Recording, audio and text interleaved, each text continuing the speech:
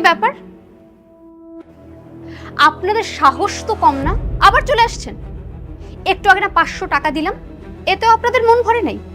ফকিনের মতো আবার এসে এখানে বসে বসে চা খাচ্ছেন। বিস্কিট রাখেন, ওঠেন।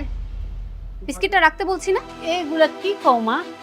তোমার না কইলাম এইটা আমাকে মাইয়ার অফিস। মিথ্যাবাদী ছোট লোক কোথাকার, কথায় কথায় মিথ্যা কথা বলে।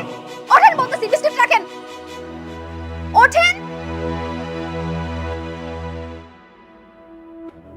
তুমি কিন্তু খামাখা আমার সাথে খারাপ ব্যবহার করতেছো। তোদের মতো ফকিন্নিদের সাথে আর কি ব্যবহার করব? তোরা তো রাস্তার ফকির। এত সুন্দর বড় অফিসে এসে বসে খাবার খাওয়ার যোগ্যতা তোদের আছে? যোগ্যতা তো নাই। তোরা তো রাস্তার পাশে ডাস্টবিন থাকে, ওই ডাস্টবিনের থেকে খাবার তুলে খাওয়া তোদের অভ্যেস। আসছে এখানে ফকিন্নি ধান্দাবাজগুলা। আমরা বাট পান না, তুমি মাইয়াটা ভালো না। সে কখন থেকে আমাদের লোকে খারাপ ব্যবহার করতেছো? কি বললি? আমার সাথে বেয়াদবি করলি? বের হ এখান থেকে, বের হ। আম্মা, আম্মা তুমি ঠিক আছো? আম্মা,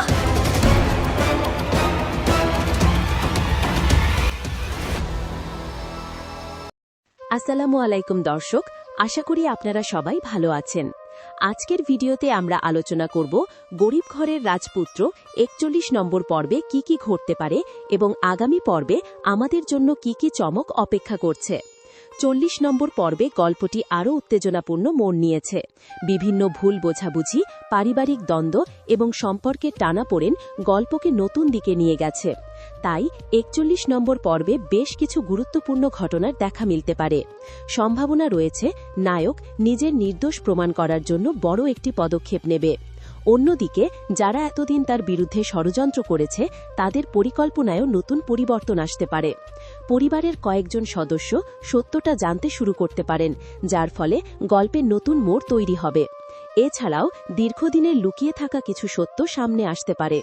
সেই সঙ্গে নায়ক ও নায়িকার সম্পর্কেও নতুন অধ্যায় শুরু হওয়ার ইঙ্গিত মিলতে পারে। তবে শেষ মুহূর্তে এমন একটি ঘটনা ঘটতে পারে যা পুরো গল্পকে আবারও রহস্যময় করে তুলবে এবং দর্শকদের পরবর্তী পর্বের জন্য অপেক্ষায় রাখবে। ইনশাআল্লাহ গরিব ঘরের রাজপুত্র 41 নম্বর পর্ব আগামী 18 জুলাই ঠিক দুপুর 12টায় ইউটিউবে প্রকাশিত হওয়ার কথা রয়েছে।